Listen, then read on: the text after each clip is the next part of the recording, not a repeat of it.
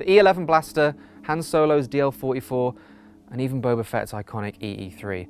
The Star Wars universe is full of weapons that are more real than you think. And that's because they kind of are. In the process of bringing the Star Wars galaxy to life, George Lucas and production designer Roger Christian opted for a world that felt gritty and lived in, a place that felt dirty and industrial. And naturally, they designed an arsenal to match that aesthetic, reaching into the real world for their inspiration for their firearms design. I've come here to the Royal Armouries to chat to Keeper of Firearms and Artillery Jonathan Ferguson about the inspiration and impact of Star Wars' iconic loadout. While they might be famous for appearing in a galaxy far, far away, these weapons actually come from a place a lot closer to home.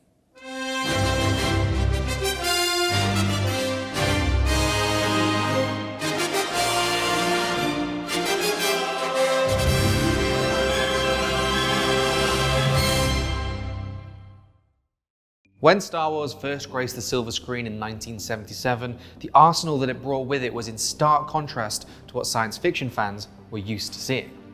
Before Star Wars, the majority of sci-fi weapons were sleek, shiny takes on classic ray guns, harking back to the 30s and 40s serials of Flash Gordon and Buck Rogers. With Star Wars, Lucas wanted to move away from the established aesthetic of Flash Gordon and instead opted to give Star Wars its own style. And a key element of this new style was Lucas's desire to stray away from the archetypal ray guns when it came to building the arsenal of this new sci-fi universe.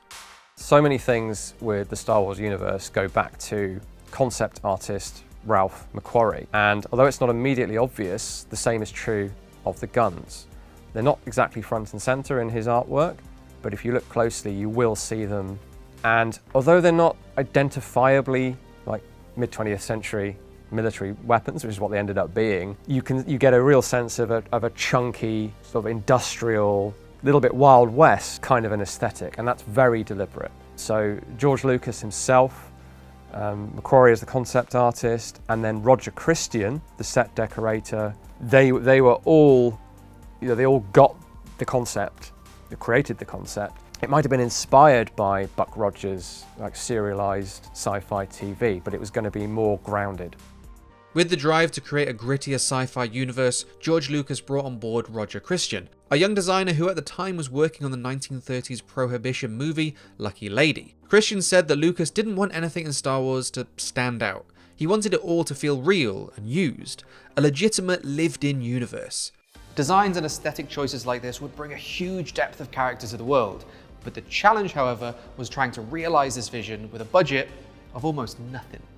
Christian set to work on the film before it was even greenlit by 20th Century Fox, paid out of Lucas's own pocket, so as a result, he had to get creative. Iconic sets like the Millennium Falcon interior and the Death Star's trash compactor were cobbled together from old airplane scrap metal, bought in bulk and assembled into backdrops that would stand the test of time.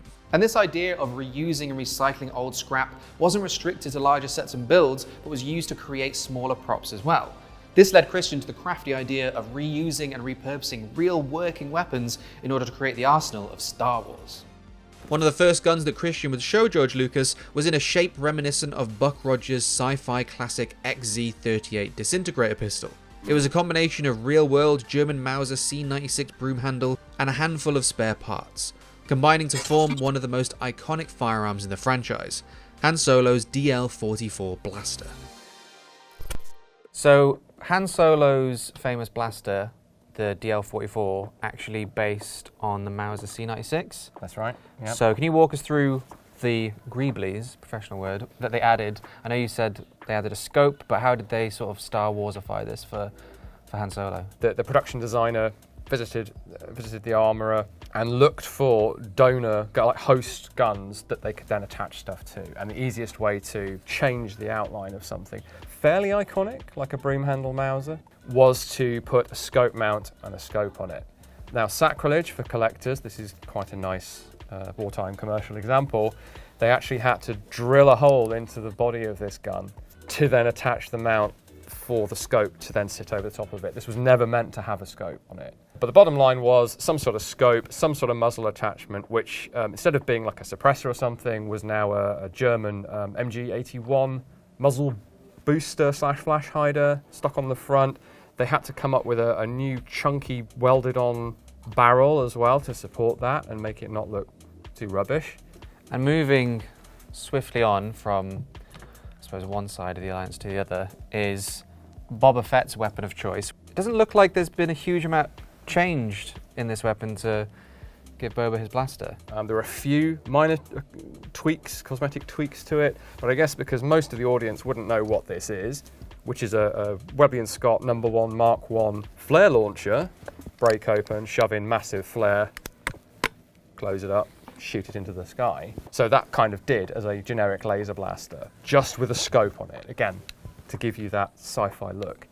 But then that was in, obviously, Empire Strikes Back, but for Return of the Jedi, they gave it a whole new barrel assembly with like ribbing and knurling and more of a busy look to it, with the same basic gun as the base. But I think the very iconic thing is the Sterling, which went on to birth the E-11 blaster. So I'll give you that version, and I get to grab the cool Star Wars version. We can see a side-by-side of everything that was done to turn this into the Empire's sort of main infantry weapon of choice. Yeah, which isn't that much, actually. Yeah, we haven't got the magazine fitted. That comes out here. So is this one of the movie props? That is a genuine... Now, all of these were taken apart after filming because they were a working armory. They hired stuff out, so they took all of the greeblies, all of the stuff off. But we know, because quite frankly, the entire inventory of Sterlings at Bapty was hired out for A New Hope, that this is one of those guns, and then it was put back together sometime in the 90s with one of the original scopes, one of the original mags, at least the same stock of these plastic. These were draw runners, would you believe, from a hardware store? I believe it was B&Q, just stuffed in there to cover up the cooling holes and make it look high-tech. And then for me, the icing on the cake of us having this in the National Collection of Arms and Armour is, believe it or not, this slightly ropey-looking plastic box on the side, because that's not original to the gun, but it was made or acquired and added by Lucasfilm when they borrowed this and the Rebel version back from Bapty to redesign it for Force Awakens. Oh, wow. Yeah, so this was used as reference. So the full stop in its little movie history is that it was a reference piece to create the F-11D, the sort of rebooted version of the E-11. So there we are. Beautiful piece of cinema and firearms history, that. Yep. Good old Sterling. Of course, the arsenal of Star Wars has grown and developed in a number of different directions since the very first film back in 1977. And with the ability to give fans the closest chance to handle those classic firearms, video games have been at the forefront of that development. Star Wars games have followed my love for sci-fi and gaming across the years, as I'm sure they have for many others. From the 1995 first-person shooter Star Wars Dark Forces to games like Jedi Outcast and Republic Commando, these titles have formed some of my earliest memories of being behind a virtual blaster. And across the decades, franchises and studios have brought their own take to both existing Star Wars weapons as well as creating their own. While Star Wars Jedi Knight 2 stuck pretty close to the source material, it did allow players to get their hands on some more iconic offerings like the Wookiee Bowcaster.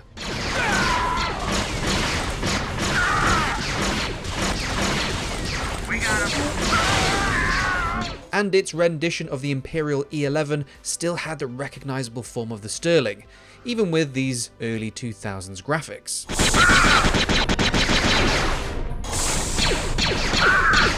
Republic Commando helped popularise the idea of interchangeable weapon systems, where the clone's default DC-17M weapon system was able to reconfigure into standard blaster assault rifles,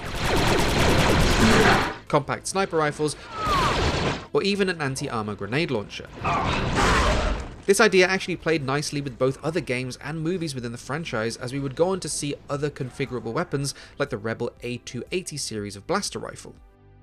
In terms of the balance between staying true to the source material and creating fun video game versions of these iconic sci-fi weapons, the games that do it best, in my opinion, are DICE's rebooted Battlefront titles. The Battlefront games do a great job in making sure the vast majority of their arsenal is fun to play with, as well as true in spirit to the trilogies in which they come from. And for a game that plays out across multiple generations of Star Wars lore, each with their own unique style and flavour, that is no mean feat.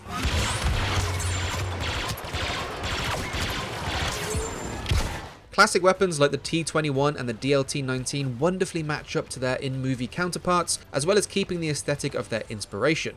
In this case, the Lewis gun and MG34. These are weapons that we see used in the movie not uncommonly, but game designers tweak and toy with what they are capable of to make them more suited to different roles, classes, and applications, but in a way that their operation is still close enough to the source material, yet far enough removed that each one feels like its own beast. There are also plenty of weapons in the Star Wars universe that don't get their share of the limelight in TV shows or the movies, but get a second life in video games. Weapons like the scattergun, first seen in an episode of the Clone Wars, or the Jawa CA-87 Ion Blaster, first seen in the very briefest of shots disabling R2-D2 in A New Hope. While both these weapons appear in blink and you'll miss them moments on screen, they are both common sidearms in Battlefront 2. And they both still retain that real-world weaponry DNA that Christian and Lucas instilled in the franchise back in the mid-70s, the scattergun taking cues from the Spaz-12, and the Ion Blaster from a cut-down Lee Enfield rifle. Video games are always going to be an integral part to the Star Wars fandom, but the challenge for developers working on Star Wars games is balancing the player's expectation of these iconic weapons while also creating something new and exciting for players to play around with. So the big challenge for any large franchise like Star Wars, you have to extrapolate from what everyone knows, what's established by, say, the first movie, and populate that universe with more stuff. The real world is varied, and if in a sort of space cowboy setting like Star Wars, you're going to come across lots of different weapons. So you're going to have to invent wholly new types of weapon that fit the world. So it's a real challenge I think, for developers to meet expectations, but also take things forward. I think Star Wars games have mostly been successful with that. The first thing that comes to mind is the Briar pistol from Dark Forces, the original Star Wars first-person shooter. That had never been seen before in a Star Wars movie. And even though that wasn't based directly on a known World War II gun, say, as most Star Wars guns do, somehow it still fitted. So they took a slight gamble there and introduced something new, and now you'll see that blaster in other Star Wars media as well, so it's established itself.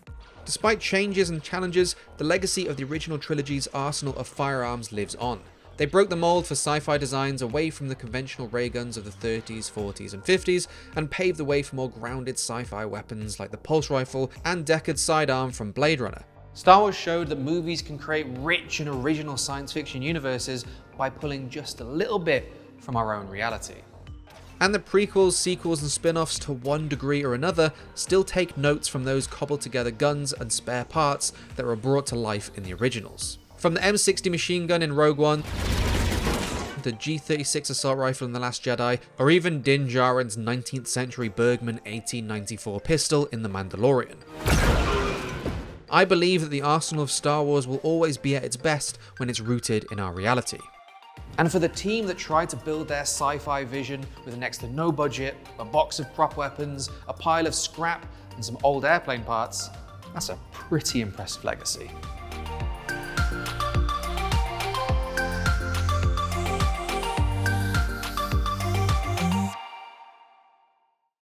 Thank you so much for watching this week's episode of Loadout. If you enjoyed, please like the video and subscribe for more. And of course, you can reach out to me at IrregularDave or let me know down in the comments below what else you'd like to see an episode on. If you want to see more video game firearms content, then you can watch our previous series of this show or check out our weekly series of Expert Reacts, where I show our friends at the Royal Armouries a slew of guns to break down. Until next time, I've been your host, Dave Jewitt. Thank you again for watching, and I'll see you in the next episode.